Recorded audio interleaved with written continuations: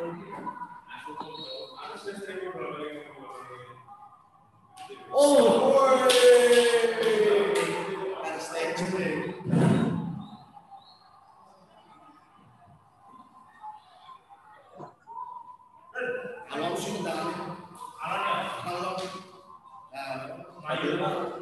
pagi Romo. Pagi, selamat pagi. Pagi rekan-rekan. Sebenarnya tinggi.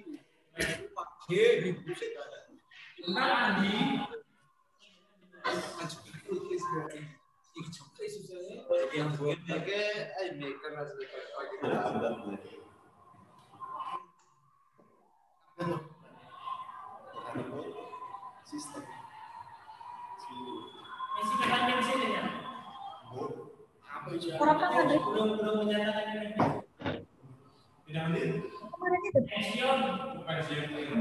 kemarin itu.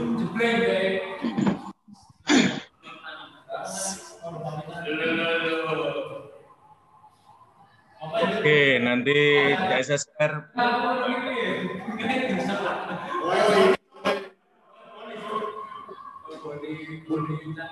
masuk.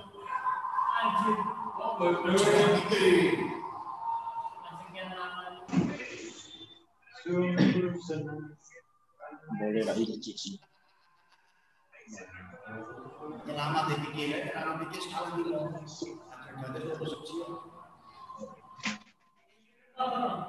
Ono saya bilang, kumen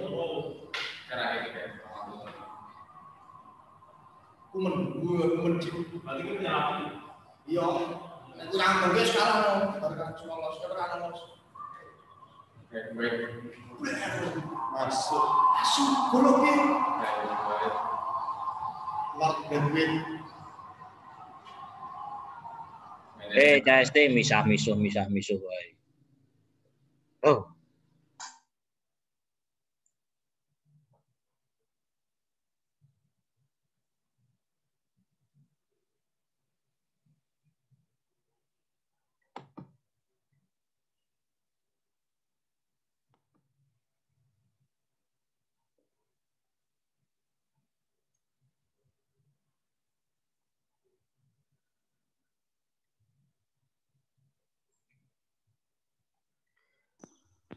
Oke, rekan-rekan, mari kita awali kelas kita dengan doa. Silahkan Frater CSSR.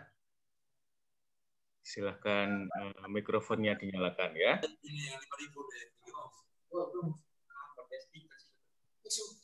Marilah kita berdoa. Dalam nama Bapa, Putra, dan Roh Kudus. Amin. Bapa dalam surga, kami bersyukur kepadamu untuk hari yang baru yang telah Kau berikan kepada kami. Berkatilah kami pada hari ini, kemudian kami bersama dengan Romo, agar apa yang diajarkan oleh Romo dapat kami pahami dan kami mengerti. Demi Kristus Tuhan dan pengantara kami. Amin. Dalam nama Bapa, Putra, dan Roh Kudus. Amin. Oke, rekan-rekan, 2 minggu yang lalu saya sudah meminta kalian untuk mulai mencoba merumuskan gereja kaum miskin itu apa, atau bahkan gereja kaum miskin itu siapa. Kita nanti akan mendengarkan beberapa sharing kalian, agar paper kalian tidak menjadi milik pribadi saya ya, tetapi bisa kalian bagi satu dengan yang lain. Nanti saya akan memberikan kesempatan mulai dari tarekat yang mungkin paling kontemplatif ya, OCD ya, lalu SSCC, tarekat-tarekat yang biasanya sering dianggap kalem-kalem ya, dalam perkara yang lebih sosial. Nanti kita ingin mendengarkan sharing-sharing kalian ya. Dan tentu karena ada bintang film di sini ya, di kelas ini, nanti kita beri kesempatan juga ya, aktornya yang jadi frater dalam film Sang Manyar ya, untuk berbagi ya, pengalaman jadi artis gimana ya. Oke, rekan-rekan, tema agama dan perkara sosial, secara khusus nanti perkara keadilan, adalah sebuah tema yang menurut saya tetap punya relevansi ya untuk kita bicarakan dalam konteks yang lebih kekinian. Dan kita ingin belajar dari Hos Cokro Aminoto, seorang Muslim yang mencoba mendialogkan antara Islam dan sosialisme.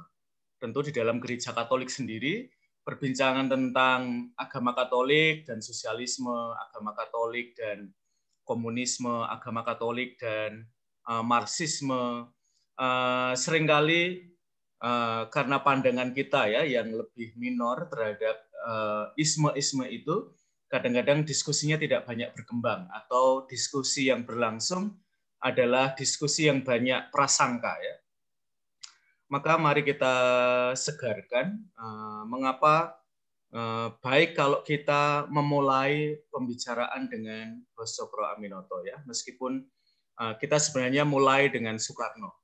Dan kalau kalian melihat beberapa percakapan mengapa guru bangsa ini difilmkan, salah satunya adalah karena dia membuka lembaran baru dalam pergerakan Indonesia ya, terutama melawan kolonialisme.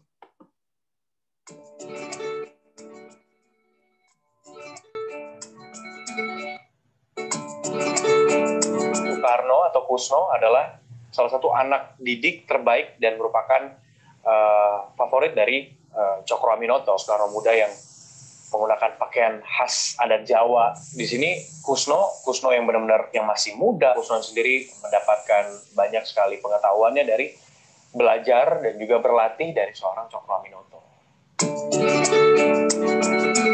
Kalau gue sih pengagum Presiden Soekarno. Menurut gue Presiden Soekarno itu beautiful man lah. Nah, kalau gue tahu siapa gurunya, siapa panutannya, lebih cool tuh pastinya. Menurut gue penting sih supaya kita anak muda tuh tahu siapa aja pencetak tokoh bangsa Indonesia. Soekarno aja menurut gue udah keren banget tuh. Gimana gurunya?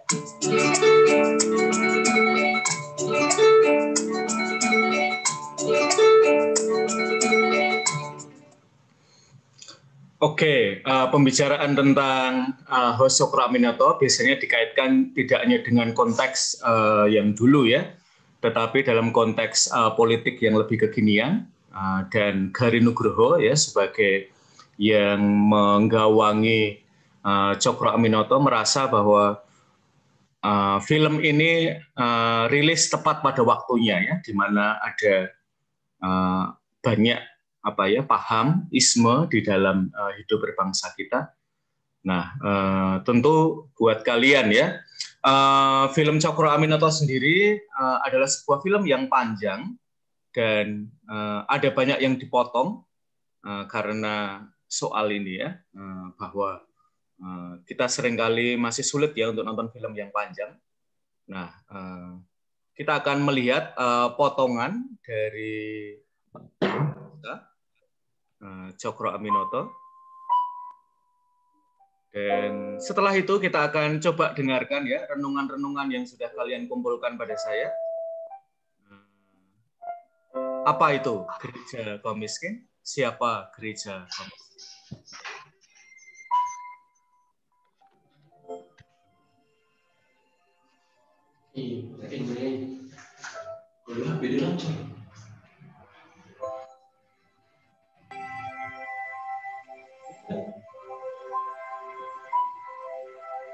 Itu di gedung mereka yang baru.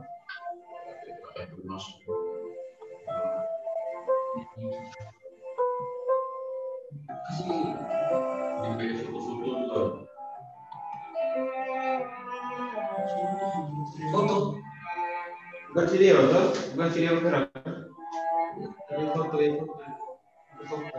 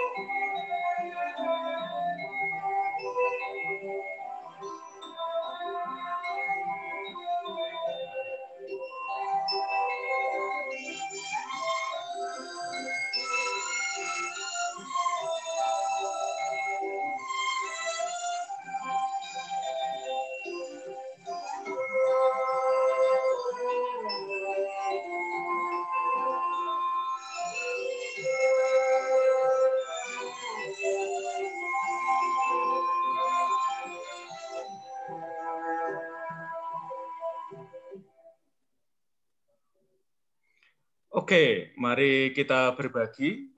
Tema kita pada pagi hari terutama adalah terkait dengan sosialisme, ya. Siapa yang kita pandang sebagai sosius, sebagai gereja, ya.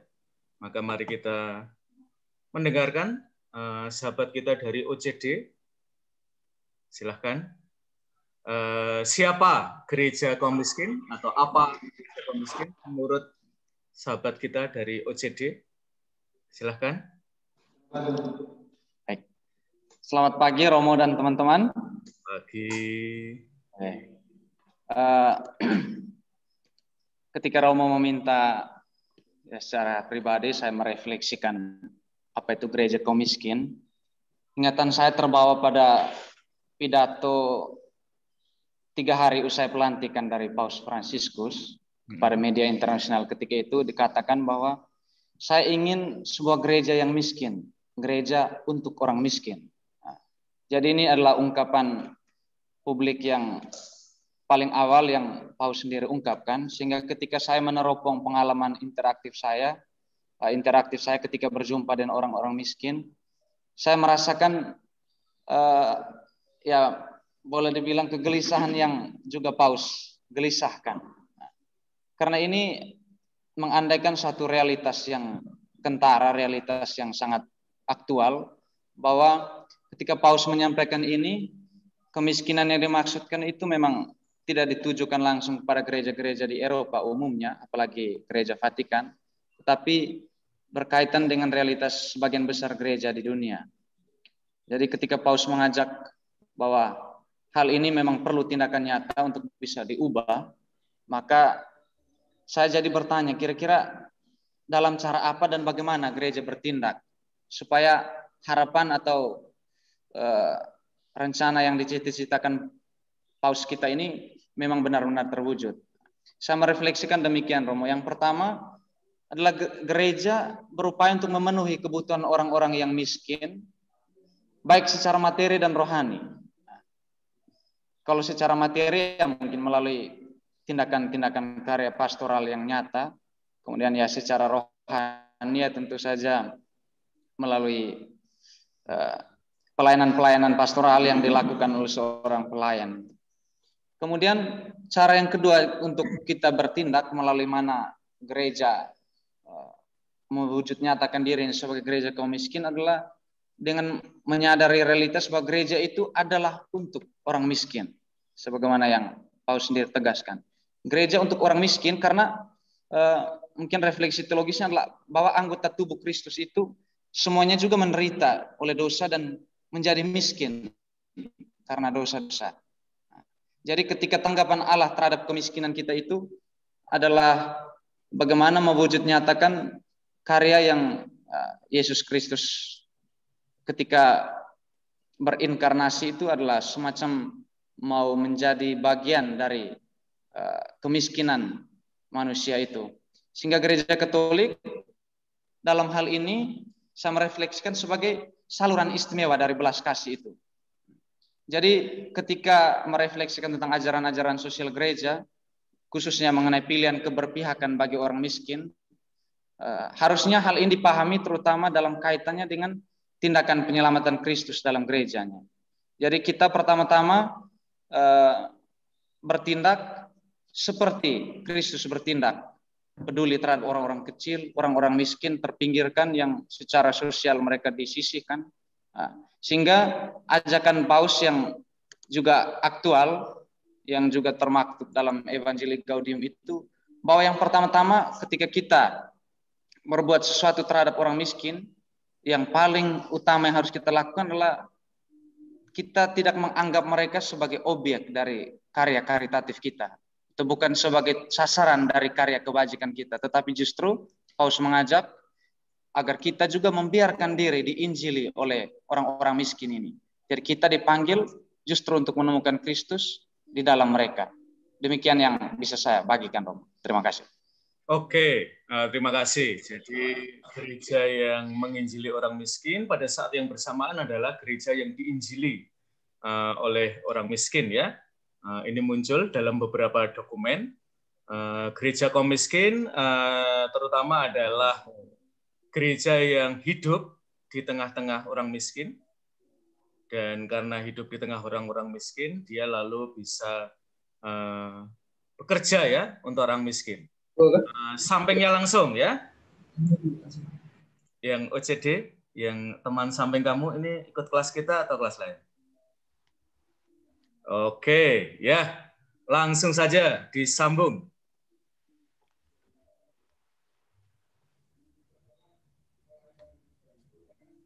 Baik, Romo dan teman-teman, selamat pagi untuk kita semua.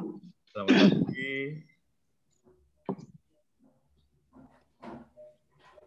Baik, refleksi saya tentang gereja kaum miskin itu lebih kepada gereja yang harus bergerak keluar, sebagaimana yang dicantumkan dalam Evangelii Gaudium itu.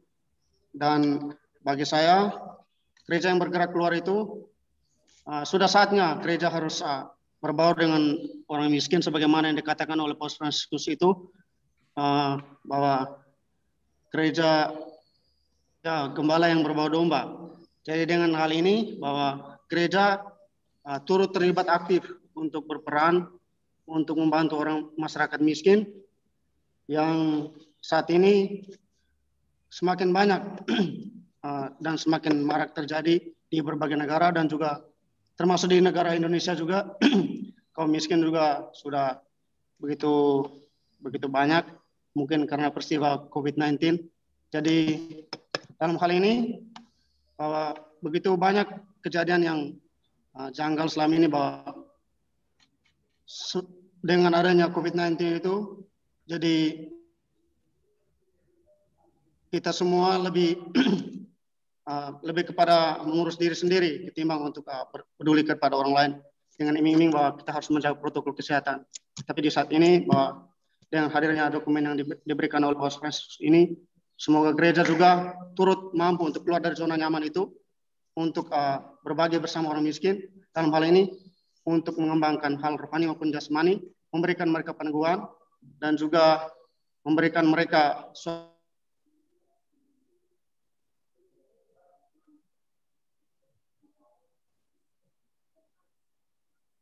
pengalaman rohani yang baru, yang mungkin kontekstualitas.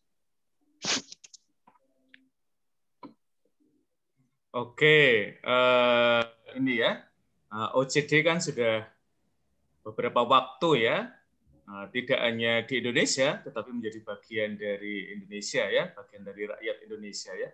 Kalau kamu boleh melihat ya, bagaimana tarikatmu terlibat untuk ini ya, menjadikan gereja Indonesia sebagai gereja kaum miskin. Kalau kiprah OCD sendiri terkait dengan kemiskinan di Indonesia gimana?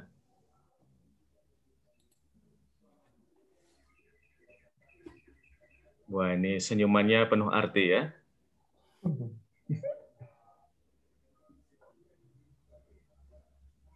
Gimana, Brother? Kalau kamu sendiri melihat OCD di Indonesia di hadapan realitas kemiskinan dan bahkan orang miskin?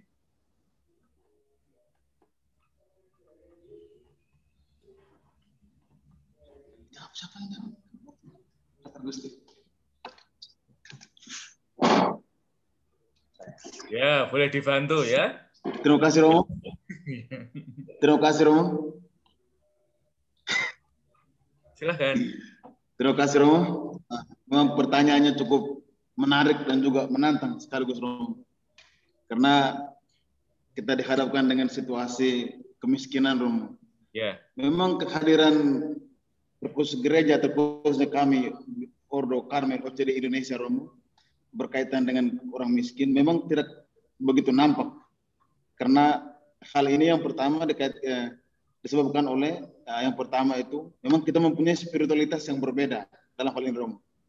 Karena tidak semua kongregasi atau ordo itu menerjunkan langsung maksudnya terlibat langsung menghadapi atau hidup kemiskinan itu, Romo. Maksudnya harus ada bersama orang miskin, Romo. Maksudnya terlibat langsung dengan kaum miskin. Tidak semua ordo atau kongregasi seperti itu, Romo. Tetapi tidak menutup kemungkinan bahwa lewat pengajaran-pengajaran atau lewat khotbah katekese kami, lewat karya-karya kami, itu juga merupakan keterlibatan kami terhadap kaum miskin. Walaupun tidak nampak besar seperti kalau kita lihat seperti Yesuit yang mempunyai banyak lembaga untuk kaum miskin, pemberdayaan masyarakat. Kalau OCD mempunyai spiritualitas yang mungkin hanya untuk mengembangkan spiritualitas Jaromo, di mana dalam hal ini memang tidak menyentuh langsung kaum miskin, tetapi dengan cara hidup yang kita tunjukkan mungkin bisa membawa pengaruh untuk kaum miskin, dan juga pengajaran-pengajaran kita untuk tentang bagaimana kehidupan yang miskin itu, Romo. Mungkin dari saya seperti itu, Romo. Oke, lalu bagaimana kalian, kita sebut saja ya, membela diri ya, bahwa OCD masih menjadi bagian dari gereja kaum miskin, bahwa kalian tidak di luar gereja kaum miskin, terutama dengan spiritualitas kalian yang barangkali memang lebih, kita sebut aja ya, lebih monastik ya. Ya, Romo.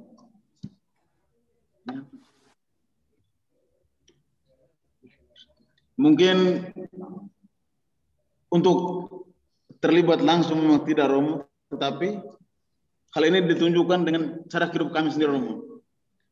Di mana untuk tidak terlalu tidak mewah-mewah begitu, Romo. Makanya tetap menghidupi spiritualitas kemiskinan itu, Romo. Dengan contohnya dengan memiliki barang-barang secara bersama dalam komunitas. Tidak menimbun banyak, contohnya tidak menimbun banyak mobil, banyak motor. Kita menggunakan mobil atau motor, tapi seperlunya, Romo. Satu komunitas biasanya satu mobil, juga motor. Dan itu sekedar untuk memenuhi kebutuhan transportasi, Romo. Contoh sederhananya dalam hal penggunaan transportasi, Romo. Lalu yang lain itu mengenai menghidupi kehidupan yang sederhana, Romo. Untuk sementara seperti ini, Romo. Oke, ya. Oke. Lebih ugahari ya. Praktis di belakang itu. Dan sekarang ini hidup secara lebih ugahari itu pun tidak gampang ya. Apalagi nanti kalau mau memilih hidup yang lebih asketis ya. Nah, saya tidak tahu OCD ini lebih asketis atau ya lebih ugahari ya. Naik sepeda ya, meskipun sekarang sepedanya juga poligon semua ya. Bukan sepeda kerbau ya. Nah, mudah-mudahan masih menangkap ya bahwa ini cara hidup OCD, sangat menekankan vita komunis ya. Jadi hidup dalam kebersamaan, menggunakan barang untuk bersamaan. Nah, nanti ini mumpung ada Frater Projo ya. Frater Projo kan vita komunisnya tidak terlalu kuat ya. Mungkin hidup. Nah, gimana Frater? Nah, ini agak beda sedikit dengan ini ya, dengan OCD ya. Dalam hari tertentu apa ya, Frater Projo itu suka ngomong ke seminaris ya.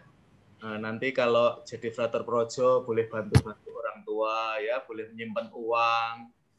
Nah, ini gimana nih? Kira-kira masih kalian ini masih ada dalam gereja kaum miskin atau apa ya, pura-pura miskin saja ya? Enggak.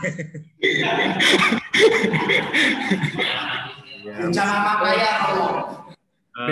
Romo Projo, Frater itu selalu mempunyai ini ya, tagline yang biasanya diarahkan kepada tarekat-tarekat religius ya. Kalian yang mengucapkan kaul, Romo Projo yang menghidupinya ya. Ya, benar sekali. Yang miskin kami, Mas. Yang miskin kami, Mas. Oh iya. Gimana, Frater? Baik, ini seperti background kami nih ya, gereja kaum miskin tuh ya seperti ini backgroundnya tuh. Kita lihat sih backgroundnya itu background ya mewah seperti ini ya. Inilah gambaran gereja masa kini. Gerejanya tuh magrong-magrong, Romo. Apa magrong-magrong tuh bahasa Jawa itu mewah gitu ya. Yeah. Sampai-sampai orang miskin itu bahkan umat kita sendiri itu agak enggan, takut untuk masuk ke gereja yang modelnya itu mewah seperti ini. Hal ini kami alami sendiri bagi saya Keuskupan Agung Semarang ketika membangun TOR, Seminari Tahun Orientasi Rohani. Nah, mungkin Romo sudah pernah berkunjung di TOR kami di Jangli itu, gerejanya itu Seminari TOR-nya itu sangat mewah dan dilihat dari bawah itu karena itu letaknya ada di bukit, kemudian di bawah itu ada beberapa pemukiman kampung penduduk. Dan kalau dilihat dari bawah itu sangat megah sekali dan juga bagi kami megahi untuk tinggal di situ. Nah, terus kemudian nih Romo, bagi saya pribadi gereja kaum miskin itu ya gereja sebagai paguyuban umat Allah yang bersekutu dalam Kristus, tinggal dan hidup di tengah masyarakat yang plural. Konteksnya itu di Indonesia sendiri bahwa kehidupan masyarakat yang berbeda-beda, agama, sosial, budaya itu memberi warna bagi umat Kristiani. Hal itu dipandang bukan sebagai hambatan, tetapi sebagai tantangan bagi kita gereja Kristiani, gereja di Indonesia. Dan gereja itu bergerak untuk lebih terlibat berbagi berkat di tengah perbedaan itu. Oleh karena itu kehadiran gereja merupakan sebagai lambang kehadiran Kristus yang plural. Artinya itu dia hadir bukan secara istimewa bagi orang Kristiani saja, melainkan juga bagi orang lain. Contohnya ketika pengalaman saya live in di sebuah paroki di daerah Wonosari, kita tahu sendiri Wonosari adalah daerah yang banyak terjadi kekeringan, kemudian kekurangan air. Nah di situ gereja sebuah paroki di Wonosari, yaitu paroki Bandung Santo Yusuf Bandung itu mereka ada kegiatan untuk berbagi air bersih kepada masyarakat yang kekurangan air, dan itu sangat menginspirasi bagi saya sendiri sebagai calon imam seperti itu ya, bahwa gereja itu hadir di tengah masyarakat yang sangat membutuhkan. Tentu apalagi masyarakat yang dibantu waktu itu hampir mayoritas adalah umat Muslim, umat berbeda non-Kristiani seperti itu. Dan di situ kan menampakkan bahwa gereja itu gereja kaum miskin yang hadir di tengah perbedaan seperti itu, Romo. Oke, saya akan kembali ke kisah pertama kamu ya. Kamu menjalani masa formasi pertama. Justru di sebuah lokasi yang kita sebut saja mewah gitu ya. Apakah itu sejauh percakapan antar kalian ya, bagaimana pembelaan kalian ya bahwa rumah formasi bisa didesain ya seperti itu ya. Dan menurut kamu sendiri ini lebih personal ya.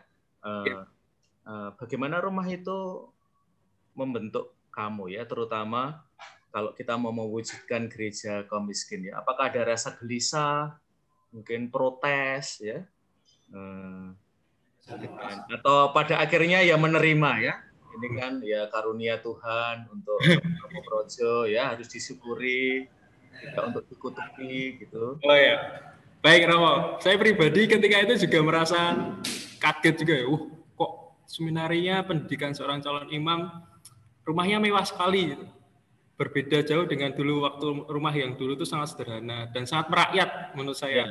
Yang sekarang itu sangat megah gitu loh. Kemudian di situ waktu itu Romo Rektor dan Romo Sosius kami itu mengajarkan seperti ini, bahwa walaupun kita rumahnya seperti ini, magrong seperti ini, tapi kita juga harus hidup sederhana. Misalnya dengan salah satunya ini, Romo Rektor waktu itu mempersilahkan umat di sekitar untuk sembayangan atau mengadakan acara di aula tempat kami berada di situ. Jadi walaupun rumahnya seperti itu, tapi kita juga sehati perasaan dengan umat di sekitar. Nah di situ kan membuat kami belajar bahwa walaupun rumahnya seperti itu ya, bahkan waktu konon katanya tuh Bapak Uskup Monsinyur Pujo Sumarto Suwardi itu, beliau sampai kaget juga kok bangunannya semewah ini seperti itu. Jadi kaget juga gitu, karena bangunannya tidak seperti yang mungkin yang dikira-kira. mungkin sederhana atau bagaimana ternyata ya itu. Tetapi dalam formasio kami di situ kami tetap diajarkan untuk tetap hidup sederhana seperti itu. Oke, kalau seminari tinggi sekarang hidup kamu ini apa ya? Di kelas menengah, kelas bawah, atau kurang lebih sama dengan Jangli ya? Mungkin bangunannya tidak semewah Jangli, tetapi hidup kalian sehari-hari termasuk terjamin? Kalau kami di sini ya di tengah-tengah sih Romo, karena bangunannya juga peninggalan dari teman-teman Yesuit ya kan, jadi ya sederhana. Jadi kami ya mau bagaimana lagi apa namanya? Wilken kan juga konfrater Anda kan Romo ya. Apalagi di sini ada Romo Wardi dan Bruder Bambang ya kan, jadi ya kami juga belajar untuk ya sedikit Yesuit sedikit lah ya. Untuk apa namanya? Belajar sederhana, menghargai apa namanya? Apa yang sudah dibangun oleh teman-teman Yesuit, dan kami di sini juga hidupnya tetap terjamin. Romo bersyukur walaupun di belakang kami sudah membangun istana ya, istana apa namanya orang sepuh itu. Nah di situ apa ya, bagi kami di sini juga belajar untuk hidup sederhana masih tetap dipertahankan gitu Romo. Untuk apalagi di masa Prapaskah ini kita ya berpuasa, berpantang, bersolidaritas dengan orang-orang yang terdampak karena pandemi seperti itu. Belajar untuk bersolidar. Ya, teman-teman nanti apa ya, pertanyaan-pertanyaan ini terutama ketika umat kita semakin kritis ya, akan sering ditanyakan yang tidak usah baper ya dengan pertanyaan. Gak baper. Kalian perlu menyiapkan diri diinterogasi oleh umat ya, apalagi yang para mantan ya, mantan frater, mantan romo, kadang-kadang suaranya lebih galak daripada yang lain ya, atau mantan seminaris ya. Ini buat saya menghantar kita. Sumunar itu Romo. Apa? Sumunar itu, dia hidupnya sederhana sekali itu. Ya, nanti kita dengarkan ya. Salah satu refleksi yang sudah dilakukan oleh para teolog Asia ya, salah satunya adalah Aloysius Pieris, seorang teolog Yesuit. Beliau menyingkap kenyataan ya bahwa yang menjadi teolog sekarang ini bukan orang-orang miskin ya, dan orang yang miskin belum jadi teolog. Nah ini realitas ya, sehingga teolog perlu tetap menjaga ya relasi dengan rakyat, mereka yang kita pandang miskin. Pada saat yang bersamaan kita juga, terutama yang belajar teologi ya, mendengarkan juga teologi yang hidup ya, terutama di kalangan orang miskin. Karena mereka seringkali belum ada di dunia akademik ya. Orang miskin yang kuliah teologi itu kemewahan ya, jarang ya.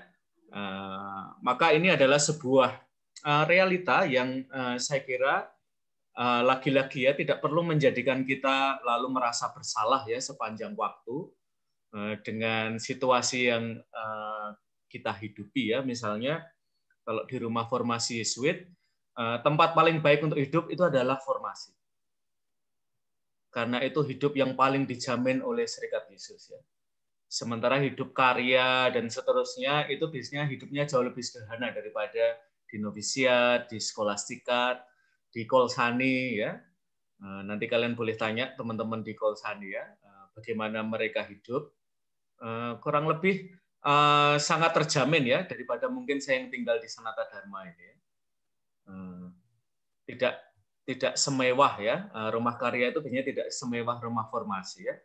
Dan kalau ada sesuatu yang terdampak dengan Serikat Yesus, yang paling dilindungi adalah rumah formasi ya.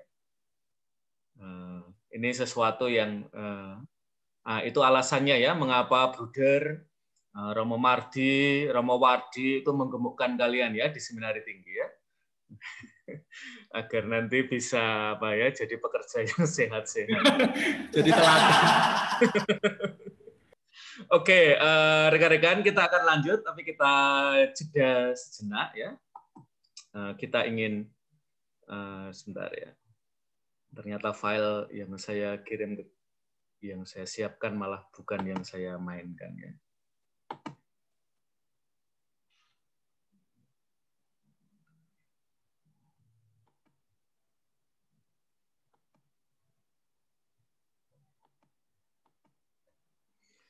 Nah, salah satu yang menjadi alasan mengapa kita bicara tentang sosialisme adalah karena kita mau berangkat dari akar kata sosialisme, ya, yaitu sosius, yang artinya teman, sahabat, ya.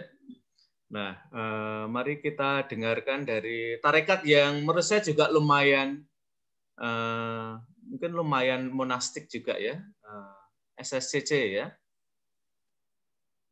Yuk, siapa yang mau omong tentang, kita agak beralih sedikit ya dari pembiara, ya, berbicara tentang rumah. Kita mau omong sesuatu yang lain, yaitu terutama terkait dengan, agar mata kuliah ini terkait dengan teologi sosial, ya. Oke, saya kira minggu yang lalu ya kalian sudah mulai menyusun pertanyaan, wawancara, dan seterusnya, gitu ya. Saya pengen tahu kalian sekarang ada di mana dalam teologi sosial, ya. Karena kata sosius ini sebenarnya nanti muncul dalam teologi sosial, ya, secara implisit. Silahkan, ada 9 frater SSCC. Siapa yang mungkin belum pernah bicara? Ini adalah forum untuk kalian, ya, untuk berbagi gagasan. Bicarakan orang miskin di rumah 3-3. Tembok tinggi. Baik, Romo. Tinggal di dalam cangkang mistik. Diam, Pak. Saya diam. Ya, silakan, Frater. Selamat pagi, teman-teman dan Romo. Selamat pagi. Perkenalkan, nama saya Lambertus Pacilangan SS. Pagi, Pak. Tidak perlu di dalam rumah mewah. Saya ingin membagikan pengalaman saya mengenai gereja kaum miskin seperti yang saya alami setelah saya masuk kongregasi dari postolan sampai dengan saat ini. Nah, ketika berada di postolan, saya mencoba untuk melihat gereja kaum miskin yang coba diajarkan oleh para romo awal ketika kami masuk SSCC.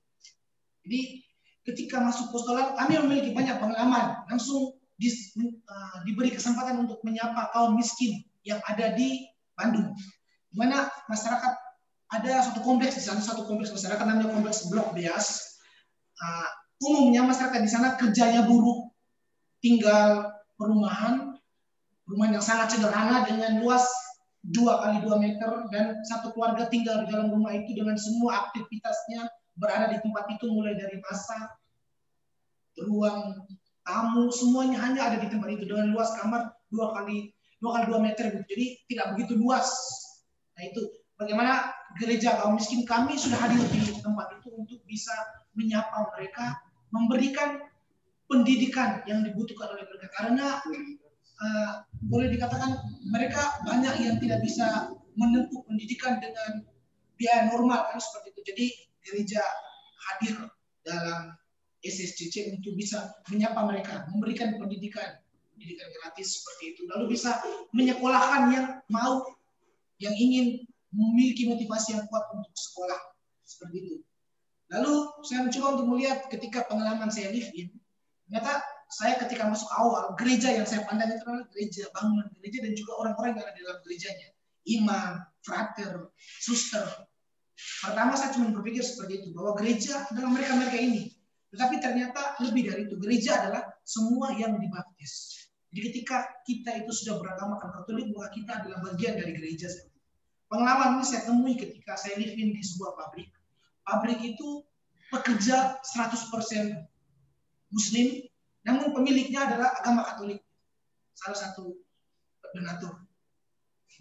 Jadi saya mendapat pengalaman ketika saya bekerja dengan mereka, lalu mencoba untuk berbicara dan mereka, mewawancarai mereka, lalu mereka coba menjelaskan bahwa kehadiran pemilik pabrik ini di tengah mereka itu sebagai, boleh dikatakan, penyelamat untuk mereka begitu. Karena mereka banyak yang menganggur di tempat itu di Sumedang, sudah daerah terpencil. Lalu ketika umur tamat SMP begitu sudah menikah, lalu mulai bekerja ke ladang, hanya itu ke sawah seperti itu kan. Jadi ketika dengan hadirnya ini banyak yang diselamatkan, ekonominya semakin baik, pendidikannya juga semakin baik dalam hal ini dalam ranah ekonomi bisnis. Jadi itu semakin membantu mereka. Lalu itu yang membuat saya kemudian berpikir bahwa ketika saya sudah masuk menjadi orang Katolik, di mana saya coba hadir. Gereja ketiga itu adalah gereja yang tidak melihat apa agamamu, gereja yang tidak membeda-bedakan, gereja yang tidak melihat kamu baik atau jahat, gereja yang tidak melihat tua atau muda. Itu yang saya temukan di tempat itu. Jadi siapa saja diterima masuk kerja di pabrik itu dan diberikan penghasilan yang setara, tidak melihat kamu tua atau muda, jelek atau ganteng, tapi mencoba untuk membagikannya sama rata. Jadi gereja yang boleh saya lihat ketiga itu adalah gereja yang menyapa semua golongan masyarakat dengan latar belakang ras dan agama yang berbeda-beda.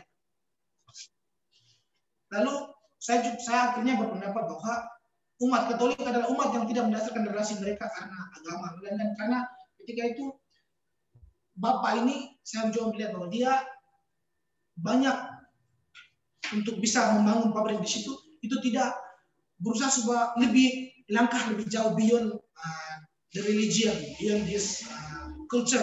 Maksudnya dia mencoba untuk bisa keluar dari realitas agamanya, realitas budayanya, mencoba menyapa masyarakat situ yang notabene-nya agama Muslim, sehingga bisa mendapat tempat di daerah situ, bisa membangun pabrik dan bisa menghidupi orang-orang di situ. Itu kan suatu perjuangan yang luar biasa. Saya boleh bilang dia mewakili gereja gitu untuk bisa menyapa kaum miskin yang ada di situ. Terima kasih, Bapak. Oke, saya akan mengajukan pertanyaan. Lagi-lagi jangan baper ya dengan pertanyaan saya. Siap. Oke. Apa yang sudah SSCC buat untuk orang miskin Indonesia? Ya, saya coba menjawab, Romo. Ya. Kehadiran SSCC di Indonesia yang memang karya pastoral tentunya di bawah gereja Indonesia juga. Kami bermisi di tempat-tempat yang sulit juga. Salah satunya di Mentawai. Di Mentawai itu di pedalaman, bahkan ada satu stasi itu sampai 2 hari 1 malam untuk sampai ke sana. Jadi di tengah hutan itu ada persinggahan. Jadi kalau malam itu nginap dulu di tengah hutan itu dengan ada sebuah gubuk. Dan di beberapa tempat juga ya kayak di Bengkong, di Batam memang itu di kota, cuma yang khusus paroki kami itu lebih banyak ke kaum buruh, pabrik-pabrik, sementara yang orang-orang elitnya sudah pindah ke paroki sebelah, kemudian yang sekarang pemekaran juga orang lebih dengan term paroki basah apa semua begitu, tapi kami tetap di yang buruh itu sendiri. Kemudian dalam aspek pendidikan bagaimana SSCC juga hadir, contoh di Jogja sini dengan bantuan dengan romo-romo yang berkarya misionaris di Jepang, kami ada gerakan orang tua asuh. Jadi anak-anak yang di sekitar Jogja di sini yang mau punya motivasi untuk kuliah itu disalurkan melalui kami seperti ini. Banyak di daerah sini Sleman yang banyak terbantu seperti itu.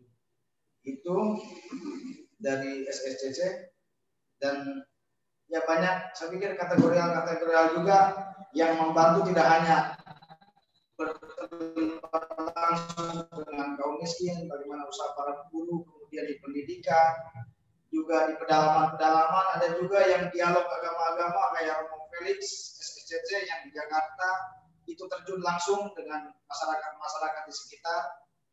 Kemudian sejauh ini itu saja dulu. Kemudian dulu yang terkenal itu Padre Romo Pekemba, yang misionaris Indonesia yang cukup mempunyai karisma lah di kami seperti itu. Jadi di Batam, yang Pangkal Pinang khususnya, yang cukup terkenal di sana bagaimana karismatiknya dia bisa terjun untuk kaum miskin seperti itu. Juga waktu itu menjadi pelopor pengungsian Vietnam di Galang seperti itu. Jadi Padre Rob yang usahakan tempat pengungsian di Galang itu saja Rob. Satu lagi ada satu namanya Budurian SSCC, memang kami itu bekerja silent Romo, jadi tidak supaya dilihat masa begitu bahwa SSCC terlibat langsung, tapi dalam keheningan kontemplatif bagaimana menghadirkan alat terhadap kaum miskin itu. Salah satunya Budurian SSCC itu dia mempunyai yayasan Januar Pusada di Kepulauan Bangka di Pangkal Pinang sana.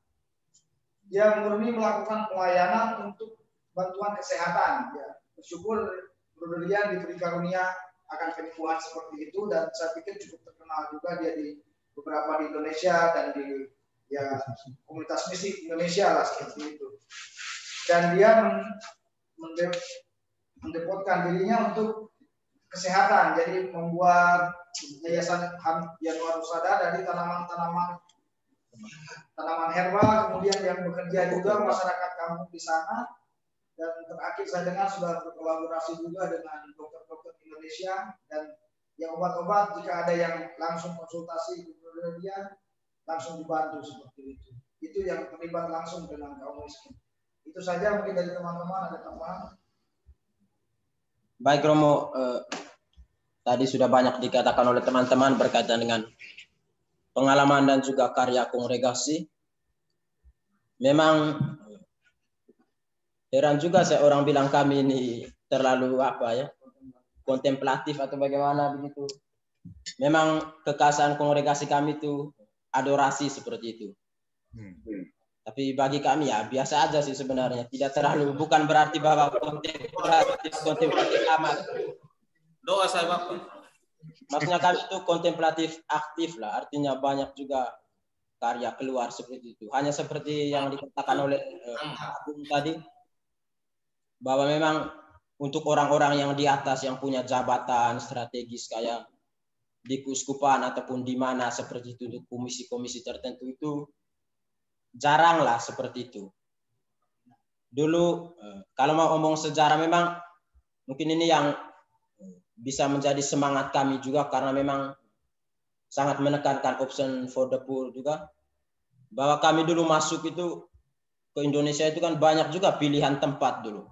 Waktu kami cukup lama juga di sini mungkin dibandingkan dengan banyak kongregasi lain, sudah tahun 1924. Itu kami dulu memilih, justru kami memilih Pangkal Pinang dulu oleh misionaris awal, karena memang dulu itu tidak diperhatikan seperti itu, dan juga memang banyak orang Katoliknya di sana, tapi pelayanannya sangat kurang sekali waktu itu. Dan karena di Pangkal Pinang itu, di Kepulauan Riau itu ya banyak sekali pulau-pulaunya seperti itu, dan untuk menjangkau pelayanan itu sangat susah. Akhirnya kami memilih di sana seperti itu, dan ya cukup lama lah di sana, artinya tidak keluar dari Pangkal Pinang untuk mengembangkan sana sini, sehingga makanya bisa dikatakan perkembangan soal anggota kuantitasnya itu kami sangat lambat lah dibandingkan kongregasi yang kemudian yang begitu cepat seperti itu. Baru itu jarak antara imam pertama kami itu yang dari tahun berapa itu sampai generasi-generasi berikutnya itu jauh, itu hampir puluhan tahun seperti itu. Jadi karena memang kami sangat fokus di Pangkal Pinang dulu, itu memang semangat yang dibawa oleh misionaris dari luar, termasuk banyaklah menyelesaikan persoalan di sana juga. Salah satunya itu soal menangani pengungsi di Pulau Galang itu. Nah, itu kemudian dia berkaitan dengan karya-karya lain tadi. Jadi saya boleh mengatakan bukan mau berbangga sih. Dalam refleksi saya itu bahwa gereja dan kemiskinan itu ibaratnya itu dua sisi mata uang sebenarnya yang tidak bisa dipisahkan seperti itu. Artinya bahwa kemiskinan itu sebenarnya bukan objek yang harus dijajaki oleh gereja lagi, tapi harus menjadi subjek gereja itu sendiri. Artinya yang pertama subjek itu mencirikan bahwa soal gaya hidup. Gaya hidup. Mungkin itu yang menjadi tantangan bagi kami juga. Ya meskipun kami juga banyak berkarya seperti di pedalaman Mentawai tadi, kemudian di Batam, kemudian di Lau Baleng, Lau Deski, perbatasan dengan Aceh Tenggara, itu paroki-paroki kami. Tapi di sisi lainnya, kami juga punya paroki yang cukup mapan lah, bisa dikatakan seperti itu. Dan saya yakin gereja juga, kongregasi-kongregasi ya pasti juga membutuhkan donatur. Kalau tidak tutup nih kongregasi. Gitu.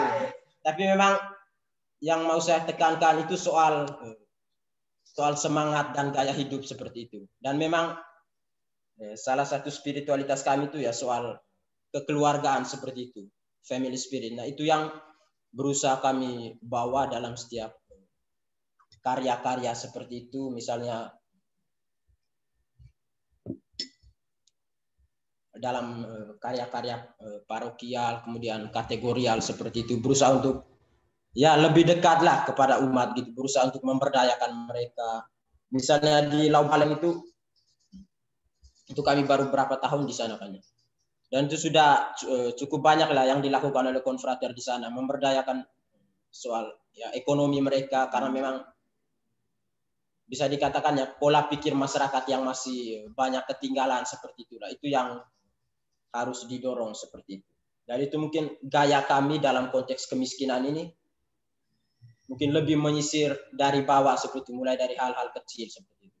Tapi meskipun di sisi lainnya pasti ada juga misalnya karya-karya yang membutuhkan kita untuk survive lah, seperti yang katakan tadi. Misalnya kami dulu sempat memiliki paroki di PIK itu di Pantai Indah Kapuk Jakarta itu. Hanya waktu itu setelah kunjungan Pater Jenderal berapa 4 tahun yang lalu mungkin, terus ditarik lah sih, maksudnya diserahkan ke Projo waktu itu. Tapi memang Projo. Tapi memang seperti yang saya katakan ya, di sisi lain tentu kita pasti ada lah, maksudnya ya seperti soal bangunan tadi dan segala macamnya itu mencirikan, dan itu memang tantangan seperti itu. Tapi bagi saya itu lebih pada soal gaya hidup lah. Artinya gereja itu harus miskin dulu, baru kemiskinan itulah yang dibagikan dalam pastoral. Thank you. Oke, terima kasih ya. Teman-teman, kata sosius ini adalah kata yang licin ya. Dan nanti terutama dalam teologi sosial ya, kalian akan belajar apa artinya menjadi sosius ya. Menjadi sosius itu apakah kita dalam arti tertentu masih mengobjekkan mereka, dan ini kadang-kadang lebih terselubung ya, ketika kita melakukan tindak karitatif ya. Ini kadang-kadang spirit bahwa gereja itu punya, harus memberi pada yang tidak punya, itu kadang-kadang masih kuat ya mentalitas itu ya. Jadi nanti terutama kalau kalian belajar kajian postkolonial ya, kalian nanti akan belajar juga ya, orang kulit putih ya menyelamatkan orang kulit berwarna ya dari penderitaannya ya. Dan kadang-kadang dalam gereja sendiri mentalitas itu masih ada ya. Kadang-kadang lebih tersembunyi, tetapi kita menempatkan diri lebih tinggi daripada mereka ya, sehingga tadi pada awal saya mengatakan bahwa rekan kalian ya mengatakan bahwa orang miskin itu tidak hanya menerima sesuatu dari gereja, melainkan juga gereja menerima sesuatu dari orang miskin ya. Nah, pada bagian yang kedua ini kadang-kadang agak terabaikan ya. Nah, tentu mengapa pembicaraan tentang sosialisme menjadi penting, karena apakah gereja sudah menjadi sosius ya bagi orang miskin ya, terutama kalau dalam konteks teologi sosial adalah para buruh ya.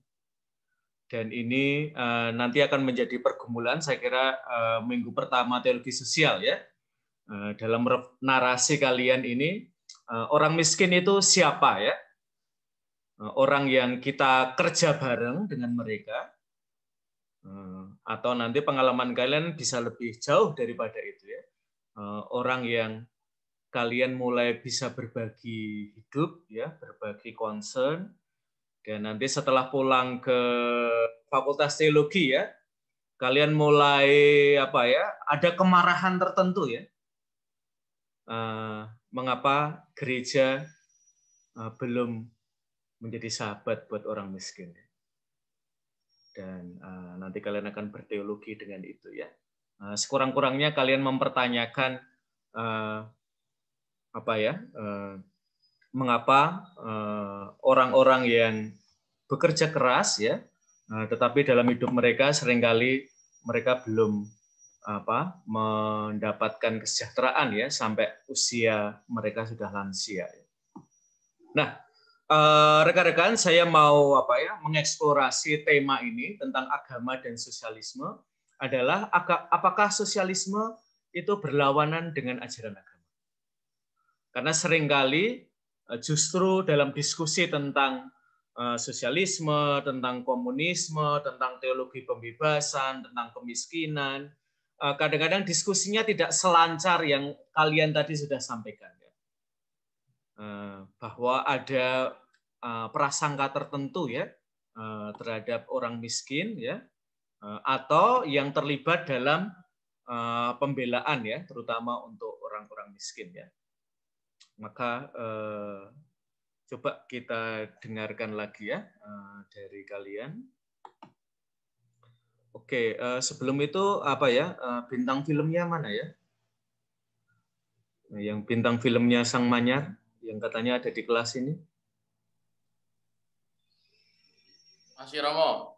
Oh iya, kamu ada di mana ya? Bentar Romo, saya lagi, nanti aja, saya lagi ke kamar mandi Romo. Oh, oh iya. Oke. Maaf Romo, sebentar. Nanti saya on cam Romo. Oke ya, jangan on cam sekarang ya, ada suster. Ya, benar. Apa mau? Lihat bareng-bareng biar suster itu semangat. 10 menit lagi, Romo. Oke ya. Geli. Anak suka biar semangat. Lalu salah satu rujukannya tentu di dalam berteologi juga ya, selain perjumpaan kita dengan kaum miskin, juga kita menemukan teks-teks yang berbicara tentang kaum miskin ya, dan perlindungan terhadap kaum miskin. Misalnya, saya harap kalian sudah ngambil kelas Islamologi ya, sehingga kalian lumayan familiar dengan beberapa teks dalam Quran. Misalnya dalam surat An-Nisa, sebuah teks tentang perempuan ya, ayat 135. Hai kamu yang beriman, hendaklah kamu memelihara keadilan, walaupun terhadap kamu sendiri dan orang tuamu atau turunanmu, maka dari itu janganlah menuruti keinginanmu yang rendah, agar supaya kamu jangan melakukan ketidakadilan. Jadi, dan nanti itu akan, kalau gereja itu apa ya, mendefinisikan diri sebagai gereja kaum miskin, nanti terutama kalau kalian berjumpa dengan agama Islam, salah satu apa ya, identitas atau karakteristiknya adalah agama Islam itu adalah agama keadilan. It is a religion of justice ya. Dan ini akan sangat kuat ya. Dan nanti mulai memunculkan teologi pembebasan juga di antara teman-teman Muslim ya, termasuk yang ada di Indonesia ya. Dan tahukah kamu apa yang dinamakan jalan bukit yang curam? Yaitu membebaskan seorang budak belian atau memberi makanan pada masa kelaparan, kepada seorang anak yatim yang mempunyai hubungan keluarga, atau kepada orang miskin yang berbaring di debu ya, dalam Al-Balad 12 sampai 16 ya. Dan saya kira ini yang paling sering kita dengar, bayarlah upah si buruh sebelum keringatnya kering ya. Nanti terutama kalau kalian sudah belajar kitab suci, ada juga perikop yang serupa dalam kitab suci Ibrani ya. Nanti silahkan kalian temukan bahwa perikop ini juga ada ya. Oke, sekarang saya mau minta Riserius Bintang. Ya. Yuk, gimana? Apa yang kamu refleksikan dari gereja kaum miskin? Riserius Bintang. Gereja kaum miskin itu memang berangkatnya harus memahami bahwa gereja itu memang miskin. Tadi beberapa rekan-rekan sudah mengatakan, jadi keberadaannya itu miskin dan juga untuk orang miskin. Yang saya refleksikan memang, terutama di masa formasi tadi, apa yang dikatakan Romo memang benar. Kita sangat kondusif situasinya. Kalau saya merasakan, dulu saya pernah bekerja juga di luar. Di sini kita nyaman-nyaman saja, tidak khawatir tentang keadaan harus berjuang dari pagi sampai malam di tengah-tengah COVID, lalu ada keluarga yang tertular, beberapa rekanan kita di sekolah-sekolah juga, guru-guru juga sudah tertular, sementara mereka juga harus menghidupi, ya itu situasi kita. Kemiskinannya tidak tampak. Kita tinggal di rumah yang megah sekali, bahkan makan dari pagi sampai malam terjamin tidak berpikir tentang harus ini itu ya. Nah, jadi yang saya pikirkan itu harus dikonsep ulang. Memang ajaran Paus tentang kaum miskin ini fokusnya kepada buruh. Konteks buruh itu diawali sebelum masa Rerum Novarum itu memang benar revolusi industri, mereka banyak diperas. Memang masih ada beberapa yang saya lihat itu kondisi para buruh yang diperas di Indonesia masih ada, tetapi saya lihat memang sudah banyak perkembangan, Romo. Karena posisi buruh sebenarnya gajinya ini juga UMR lebih. Bahkan karyawan-karyawan di belakang meja, dulu saya juga di belakang meja, itu gajinya juga tidak jauh berbeda pada masa-masa awal lulus kuliah. Memang perbedaannya mereka tidak ada jenjang karir. Ya mau bagaimana lagi, itu kan memang skill mereka. Kalau mereka ditaruh di belakang meja, mereka pasti stres, wajar itu. Jadi yang saya lihat kemiskinan gereja yang miskin untuk orang miskin harusnya bisa lebih luas. Misalnya kita harus berangkat keluar, entah itu kerja atau untuk kemana, kita pasti berpapasan dengan orang-orang yang di jalan tidak tahu hidupnya bagaimana, orang telanjang, kemudian bahkan yang paling sering itu orang-orang hidup yang kelahiran 70-an, 60-an, 50-an itu masih ada.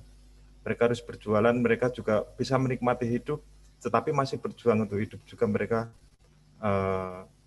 dicuekin lah, kita jalan, mereka kita diamin. Itulah gereja saya harusnya bisa memahami mereka. Kalau konteks yang saya lihat di sini ya, jadi tidak hanya berangkat bekerja, berangkat pastoral kemana, tetapi sebenarnya banyak yang bisa kita temukan itu.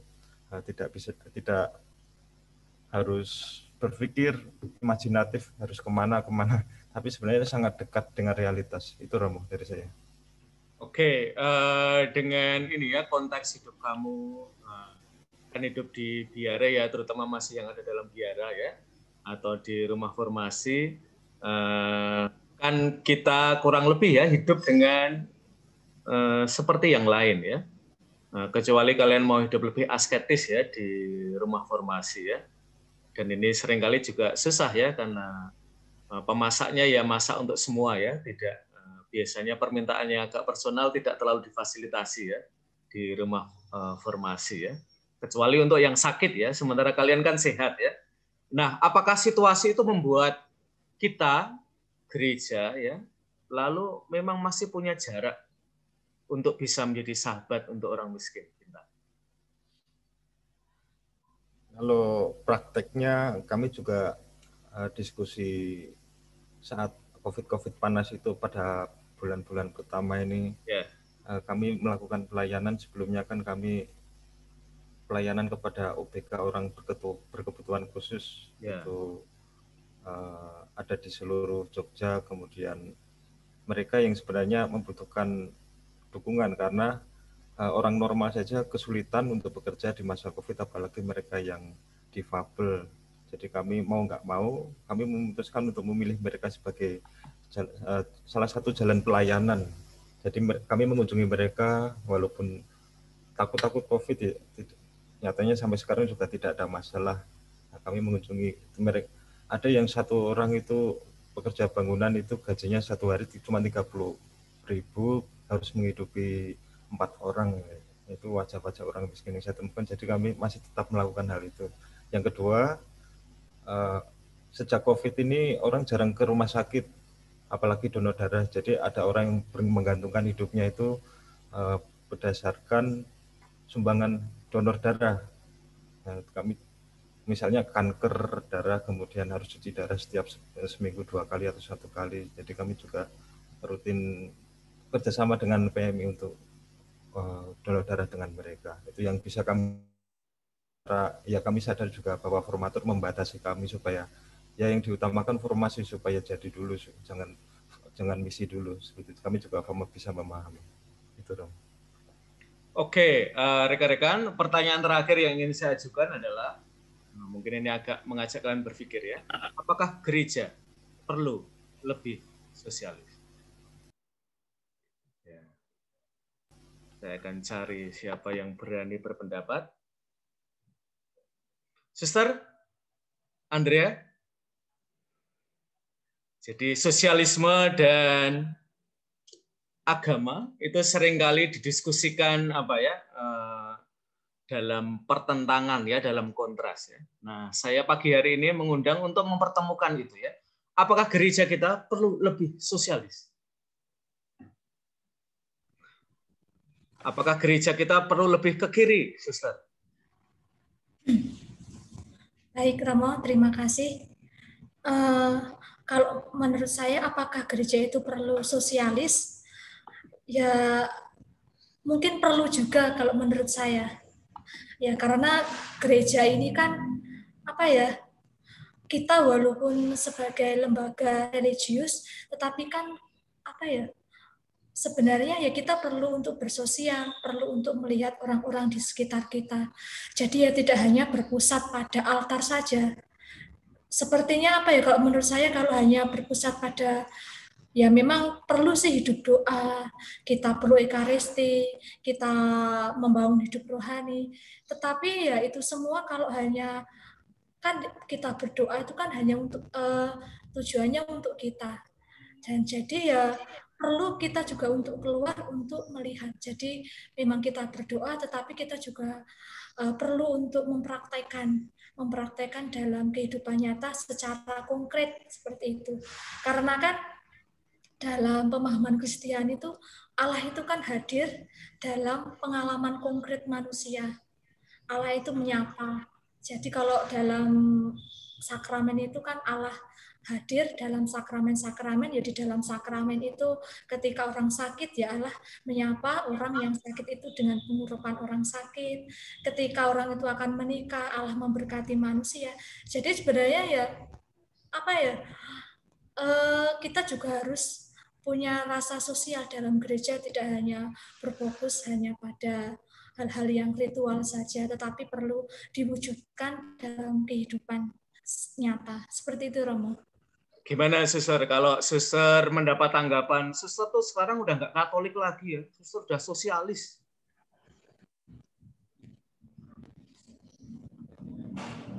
Lah kalau mau dikatakan sosialisnya dari mana dulu?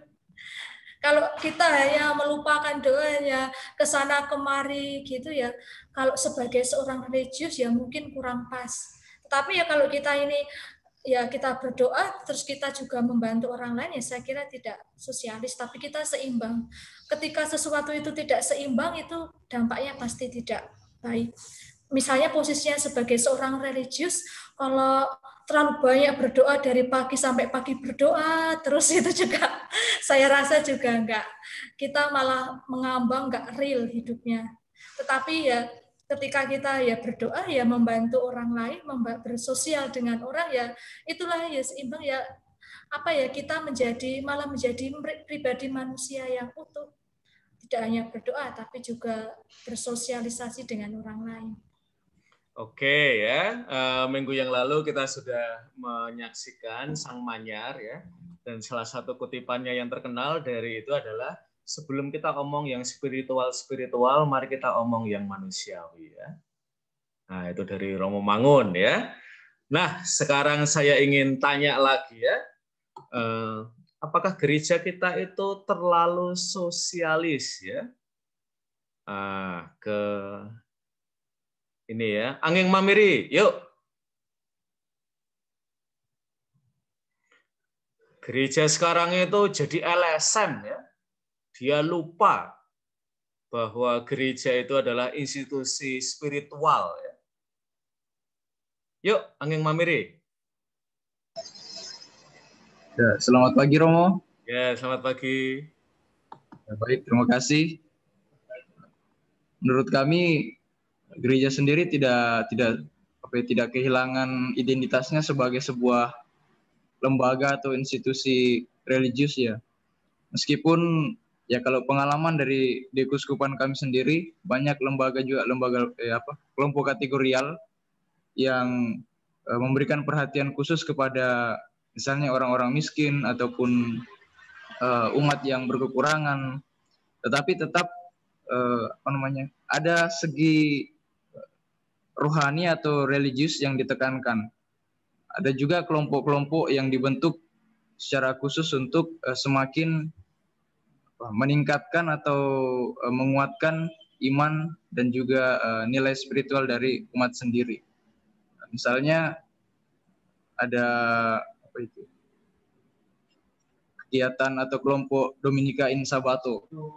Itu adalah kelompok doa yang dibentuk khusus oleh umat untuk mendoakan misalnya para imam dan juga kaum biarawan biarawati. Lalu ada juga kelompok KTM, Komunitas Tritunggal Maha Kudus, kemudian kelompok Rahiman Ilahi. Nah, itu kelompok-kelompok yang dibentuk juga khusus untuk umat. Jadi gereja juga memberi perhatian kepada hidup umat sendiri supaya mereka tetap memiliki dasar spiritual sehingga dapat menjadi umat yang benar-benar beriman dan juga bisa mewujudkannya dalam tindakan. Lalu gereja juga mendampingi umat ini yang melakukan kegiatan-kegiatan doa sehingga gereja tidak hanya tampil sebagai sebuah kelompok atau sebuah lembaga yang cuma memberikan bantuan saja dalam hal materi, tetapi juga dalam hal spiritual.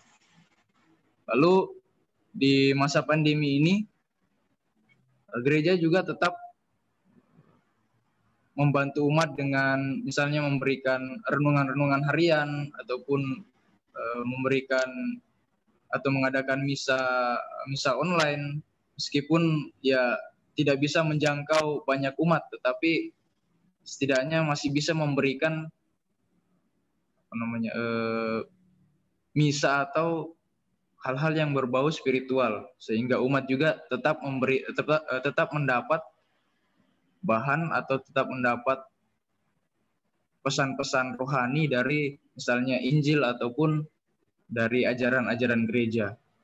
Itu yang saya lihat dari aktivitas gereja, sehingga menurut saya gereja tetap menampakkan identitasnya sebagai sebuah kelompok atau institusi religius, meskipun mereka juga dalam hal ini bekerja secara sosial membantu umat yang membutuhkan. Jadi meskipun tindakan membantunya itu tidak selalu materi, tetapi juga dalam hal rohani. Seperti itu, Romo. Oke, kalau nggak salah ini ya, Romo Martin Chan itu dari kalian ya? Romo siapa, Romo? Martin Chan yang nulis tentang teologi pembebasan itu. Itu dari Angin Mamiri atau bukan ya? Keuskupan Ruteng, Romo. Oh, dia di Keuskupan Ruteng ya? Oke, sorry ya, saya karena kelihatannya wajahnya lebih Angin Mamiri ya. Oke, saya sekarang mau tanya yang awam. Ini yang awam siapa saja ya? William. Oke, William. Sumunar. Sumunar juga awam. Yuk, William. Oke, Romo. Terima kasih atas kesempatannya. Pertanyaan saya berbeda ya. Oke. Dulu ya, pertanyaannya agak lain. Menurut William, apakah gereja harus lebih lantang lagi omong tentang isu sosial? Atau menurut kamu gereja sekarang sudah lantang omong tentang isu sosial? Terutama romo-romonya. Menurut saya, kalau hanya omong, dampaknya sedikit sih, Romo.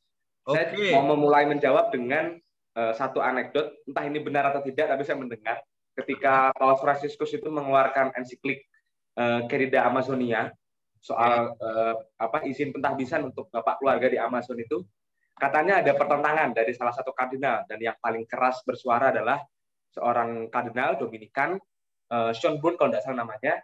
Nah, beliau ini dari masih keturunan bangsa Habsburg, penguasa di Jerman. Dia bilang begini, wah ini melanggar dogma, intinya melanggar dogma, nggak boleh seperti ini, gini-gini. Lalu Paus itu dengan santai menjawab, ya kalau ini melanggar dogma ya silahkan Dominikan pergi ke Sungai Amazon sana lalu melayani di sana dan kardinal ini terdiam. Nah, menurut saya tadi kembali ke pertanyaan Romo, bukan hanya bersuara tetapi standing with the poor, berdiri bersama orang miskin. Karena sejauh yang saya lihat Gereja Katolik Roma sebetulnya sudah punya begitu banyak dokumen dan hampir semua aspek kehidupan itu ada dokumennya. Buruh misalnya soal buruh, soal sosialisme itu banyak sekali ASP, tapi dalam prakteknya kadang-kadang memang masih menjadi kesulitan. Nah, di praktek ini yang penting walaupun kadang-kadang juga untuk para imam, biarawan itu terhambat oleh apakah kaul pada akhirnya membebaskan atau tidak itu juga saya tidak bisa menjawab karena seringkali kaul itu mengekang. Yang saya pernah baca dari pengalamannya Romo Sandiawan Sumardi dulu, Yesuit, yang kemudian memutuskan untuk keluar.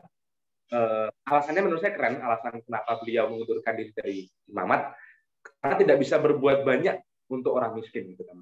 Masih ada hambatan-hambatan yang memang ya di kongregasi sebagai sebuah institusi pasti akan punya aturan. Gitu. Nah, karya-karya Romo Mangun dan juga mungkin satu imam diosesan di Makassar, saya lupa yang ahli CU itu juga menurut saya keren karena bukan hanya omong tetapi bertindak membuat sesuatu dan apa yang saya tulis di refleksi adalah teologi pembebasan seharusnya bukan hanya kita omong, bukan hanya option for the poor tapi standing with the poor, ada pemetaan masalah di satu lokasi, lalu ada unsur pemerdekaan, ada unsur edukasi, kita mengajak mereka untuk sadar dan pada akhirnya harus sampai kepada pemberdayaan, empowering. Nah, seringkali kan aspek ini yang menurut saya masih kurang. Artinya orang kalau sudah sadar bahwa ada masalah, lalu apa langkah selanjutnya? Nah, empowering ini yang menurut saya perlu ditingkatkan, terutama di gereja-gereja Asia yang masih muda umurnya, tetapi walaupun masih muda itu sudah langsung bertemu dengan banyak masalah. Ini harus diperhatikan soal empowering atau pemberdayaan sehingga orang betul-betul merasa merdeka, tidak lagi terikat pada mungkin jerat misalnya ekonomi, tingkat konsumsi yang tinggi dan sebagainya, masalah-masalah kehidupan, tapi mereka bisa berdiri sendiri, empowering, merdeka, dan teologi pembebasan harus sampai pada tahap itu, menurut saya. Terima kasih. Oke, William. Jadi yang kita butuhkan barangkali bukan lagi tambahan dokumen ya, tetapi praksis ya, atau komitmen ya. Serikat Yesus itu punya 3C ya, bahkan sekarang banyak sekolah juga memeluk 3C, yaitu competence, conscience, dan compassion ya. Dan lama-lama SY itu menyadari ya, kita udah punya 3C ya, tetapi mengapa praksisnya masih memble ya. Lalu kita menambahkan C yang keempat, yaitu komitmen.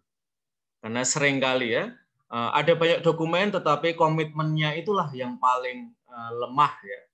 Sehingga gereja dalam hal tentu, termasuk tarekat ya, tidak banyak membuat perubahan. Dan ini teman-teman juga masih pergumulan ya di antara teman-teman Muslim juga. Generasi yang melanjutkan ya perjuangan dari Host Cokroaminoto. Kemana kau akan membawa? Orang Eropa datang ke sini untuk mencari apa yang tidak mereka punya. Karet, kopi, pala, cengkeh, tembakau untuk pabrik-pabrik mereka. Mereka juga mencari pelabuhan-pelabuhan hangat untuk mengambil hasil kita sepanjang tahun. Sejak Pangeran Diponegoro, lebih dari 70 tahun. Kita tidak memiliki seorang pemimpin.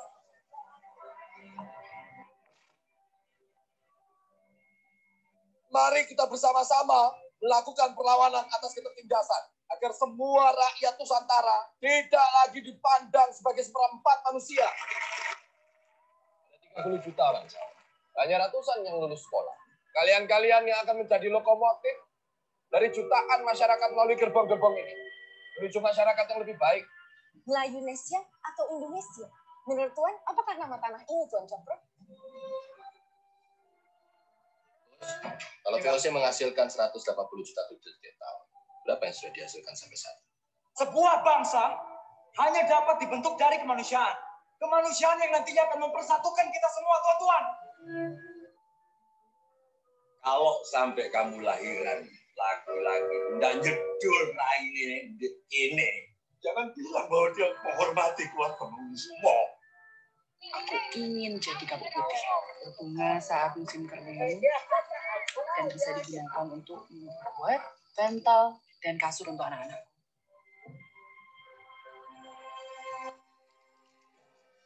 Kita hanya patuh kalau kita hukum. Lihat anu adek, mau luntun catur, mau laas ujang. Buruh adalah politik.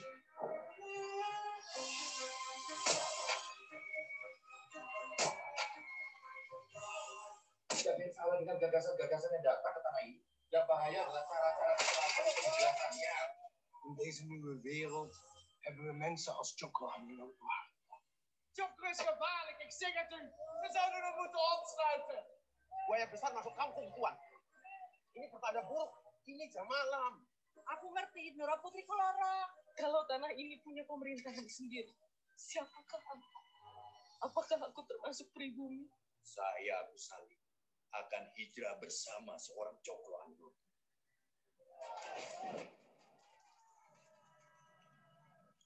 Perintah Belanda tidak menginginkan kalian bersatu.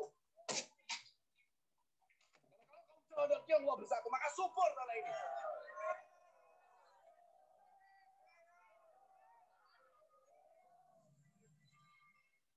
Hanya ada satu cara untuk tinggi-tinggi ilmu, sepintar-pintar siasat, dan sebagainya. Oke, rekan-rekan, itu adalah trailer dari Guru Bangsa Cokroaminoto. Jangan lupa bahwa Cokroaminoto adalah seorang kiai, ya. Jadi gagasan pembebasan itu muncul dari sisi agama. Tentu ada dari sisi ideologi, ya, yang kita sebut sebagai sosialisme. Maka secara singkat yang diperjuangkan oleh Cokroaminoto, ya, dalam bahasa saya adalah sosialisme religius, ya. Jadi sosialisme yang punya basis teks-teks yang saya kira nanti dalam teologi sosial kalian akan juga mengaksesnya, ya, termasuk ASG yang super tebal itu, ya. Nah, nanti silahkan kalian ya belajar karena tadi dikatakan pada akhir adalah salah satu sumbernya adalah tauhid, ya, atau iman. Oke, saya akan menutup kelas ini dengan apakah bintang filmnya sudah mandi? Sudah, Romo. Oke, ya. Bentar. Kamu, oh ya. Gimana pengalamanmu? Kamu jadi apa? Jadi Romo Mangun Muda atau? Konsumsi itu, Romo. Apa yang menarik dari pengalaman kamu? Karena kan Romo Mangun ikonik, ya. Dan kayaknya muncul pada waktu yang tepat, meskipun saya belum lihat, ya, filmnya beredar luas, tapi potongan-potongannya boleh lah, ya. Gimana kamu kok bisa sampai jadi bintang film di situ? Ya, baik Romo dan teman-teman, makasih kesempatannya. Jadi saya itu berperan sebagai Romo Mangun Muda. Romo Mangun Muda itu dari umur dia dari dia menjadi tentara pelajar, karena Romo Mangun itu dulu sebelum masuk seminari Merteudan, seminari menengah, belum di Merteudan, sebelum masuk seminari menengah dia itu menjadi tentara pelajar. Dan lalu dia masuk seminari, terus jadi frater diocesan di Kentungan, lalu dia tabisan menjadi Romo Muda dan studi di Jerman. Setelah itu karyanya mulai dia dari menjadi dosen di PB arsitektur, lalu kemudian di beberapa tempat. Nah, yang menjadi film kemarin itu salah satu karya yang ditonjolkan adalah di Kalicode. Dan karena setelah ini ada wacana akan ada film Sang Manyar Part 2, tapi yang dikarya di Kedungombo. Jadi yang film yang part 1 ini memang fokus dari sejarah dia hidup dari kecil sampai dia berkarya di Kalicode itu, dan peran saya dari sebagai Romo muda, dari dia menjadi tentara pelajar sampai dia jadi Romo mudanya itu Romo peran saya. Ya. Berbeban nggak kamu menghidupi peran jadi Romo Mangun itu ya? Hidup kamu sendiri jauh dari Romo Mangun atau punya kedekatan tertentu? Ya, sangat bagi saya pribadi, saya merasa bahwa sesuatu yang sebuah kehormatan, bahkan juga saya sendiri nggak nyangka, karena sejak saya di Mertayudan, saya benar-benar mengagumi Romo Mangun, terutama dari tulisannya, dari novel-novelnya, Burung-burung Manyar, Burung-burung Rantau, terus novel-novel trilogi yang lainnya yang dia tulis di zaman itu. Dan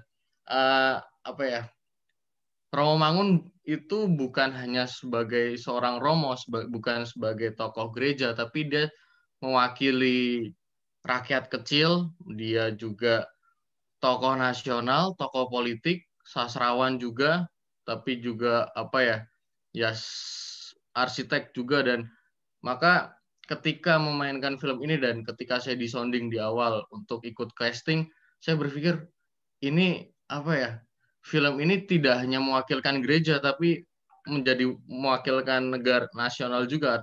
Artinya ya ini sangat luas cangkupannya. Romo Mangun itu juga dikenal bukan hanya orang-orang religius, orang-orang gereja, tapi banyak orang-orang sejarah, orang sejarawan, tokoh-tokoh nasional kita juga banyak yang kenal Romo Mangun. Maka tanggung jawab moral juga untuk film ini adalah yaitu untuk memperlihatkan bagaimana Romo Mangun itu sosok yang dulu memang sangat berjasa banyak di Indonesia dan ditampilkan di sekarang, sehingga orang-orang yang hanya tahu Romo Mangun dari tulisannya, hanya tahu Romo Mangun dari karya-karya sejarahnya, itu bisa dinikmati masyarakat sekarang dengan film itu. Maka ketika saya diberi pertama itu saya nggak berpikir karena akan menjadi Romo Mangun, karena saya diminta casting untuk jadi wartawan, sebetulnya wartawan dari salah satu itu. Tapi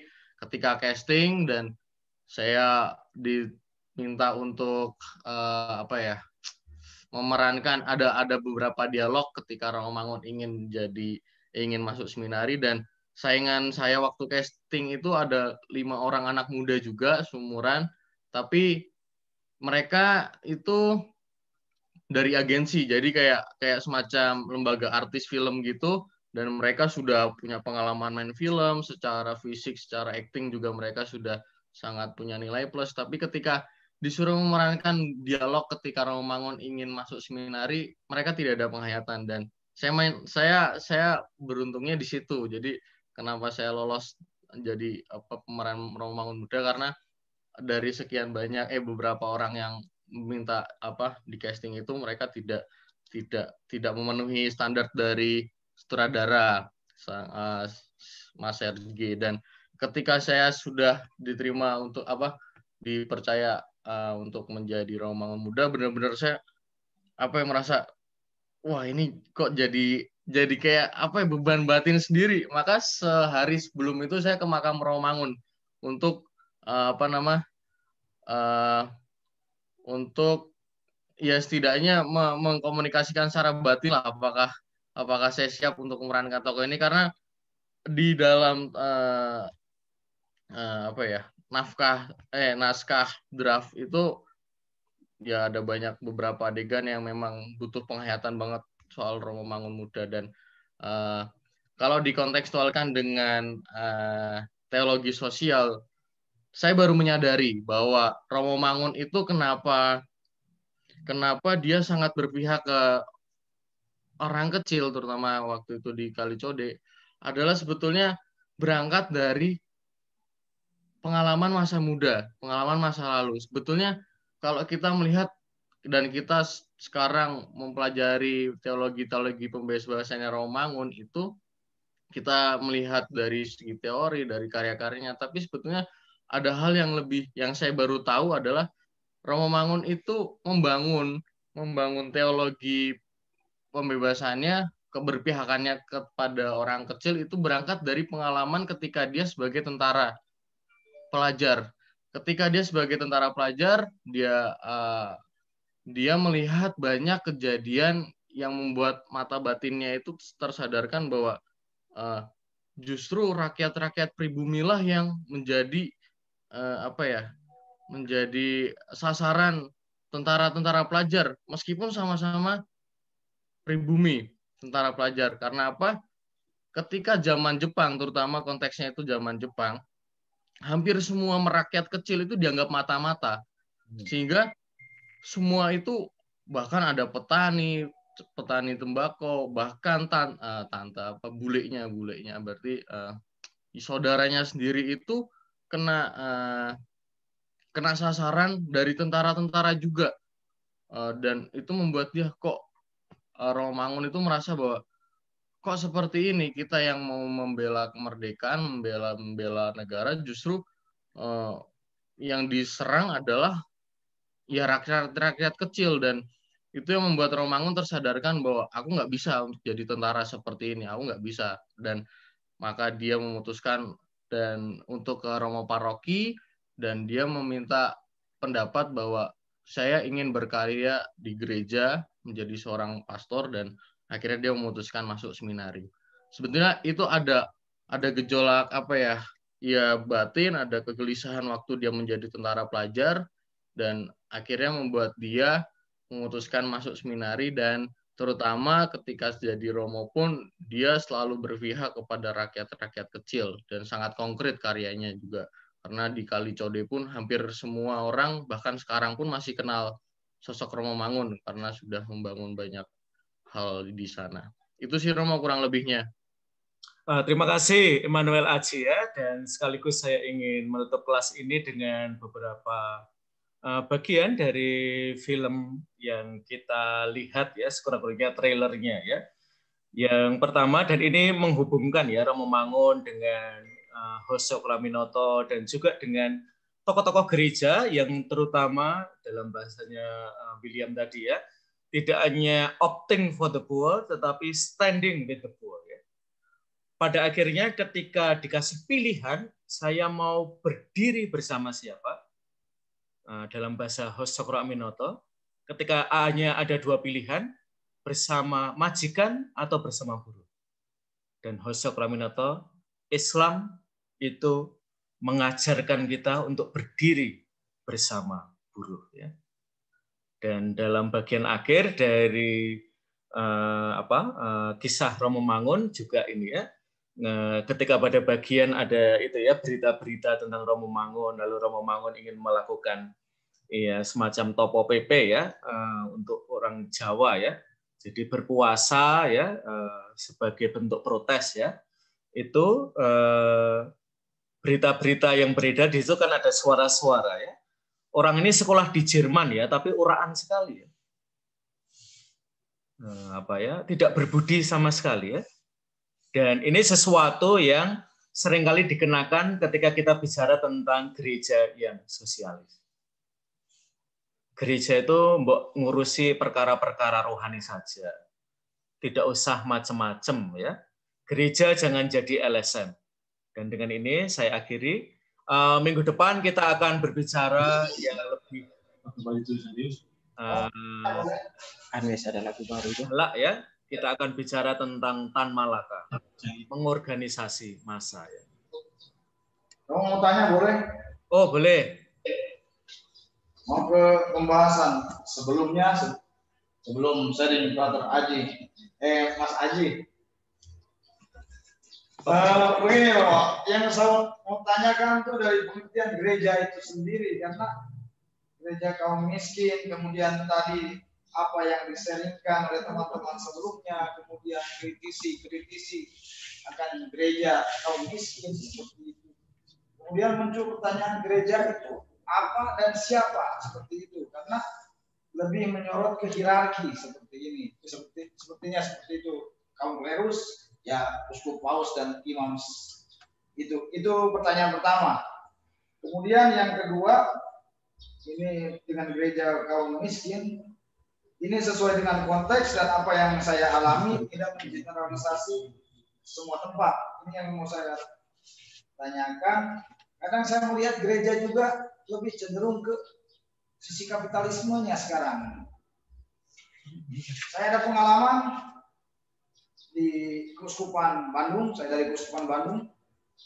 Sempat saya bertanya, ada salah satu petugas di sana di Keuskupan, bahwa uang APP saja itu tidak sepenuhnya disalurkan, malah dideposit, itu sampai MM-an seperti itu. Itu pertama. Kedua, melihat fenomena banyak sekolah Katolik, kemudian yayasan-yayasan Katolik kayak rumah sakit, itu lebih menyisir orang-orang kaya seperti itu, orang-orang menengah ke atas yang punya duit yang bisa masuk.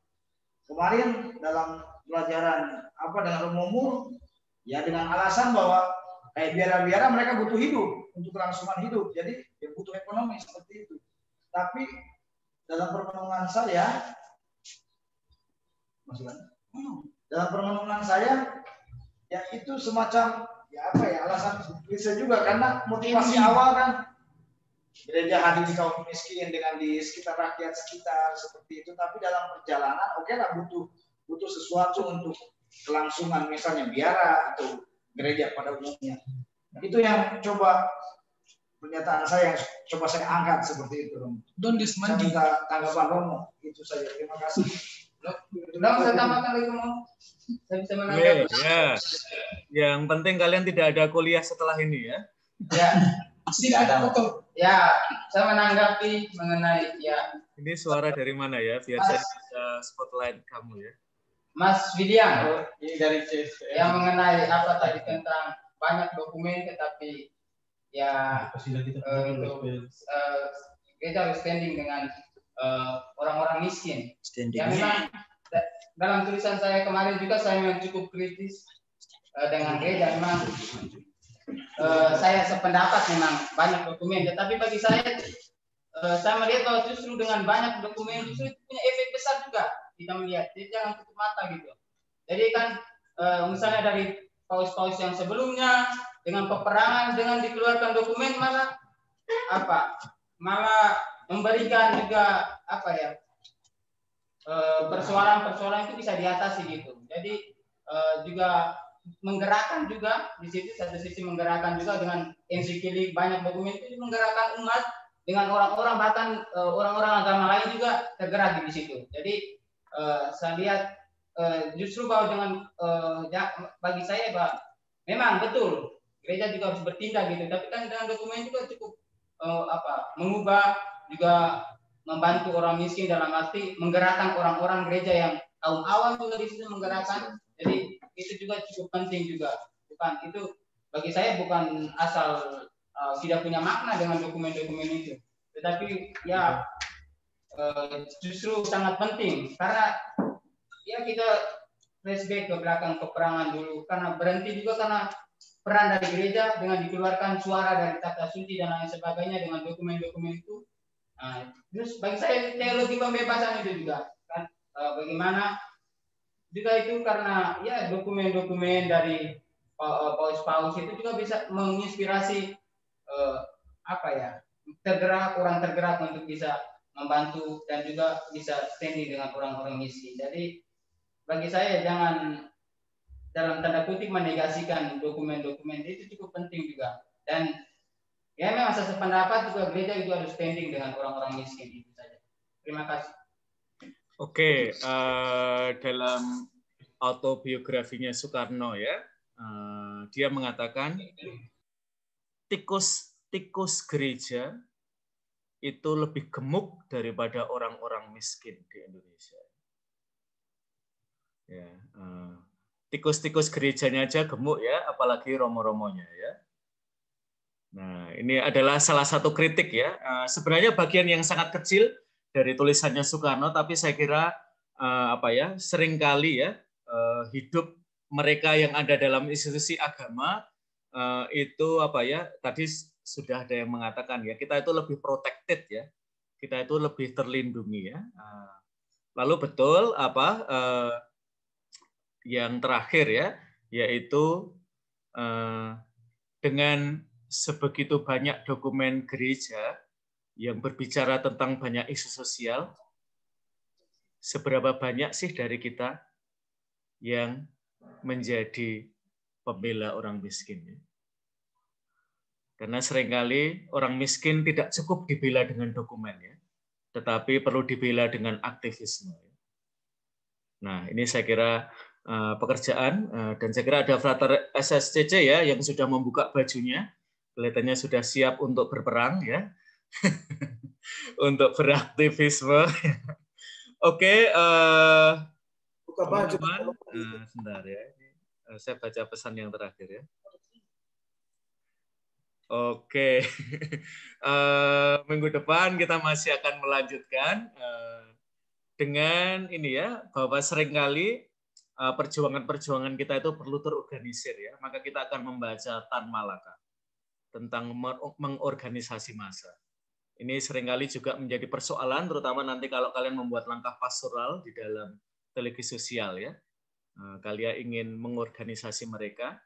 Nah, agar kita tidak mengorganisasi secara asal-asalan, kita belajar dari salah satu tokoh yang menggerakkan massa, yaitu Tan Malaka ya. Terima kasih atas semua komentar. Kelihatannya waktu kita jadi pendek sekali karena banyak yang berbicara. Mudah-mudahan tidak ada yang tersakiti ya, karena kelas kita agak panjang dari yang seharusnya ya. Terima kasih semua dan sampai ketemu minggu depan. Terima kasih. SSCC tersakiti. Romo Faris Romo. Makasih Romo, makasih. Faris Romo. Sama ya. Makasih Romo. Banyak banget. Terima kasih SSCC.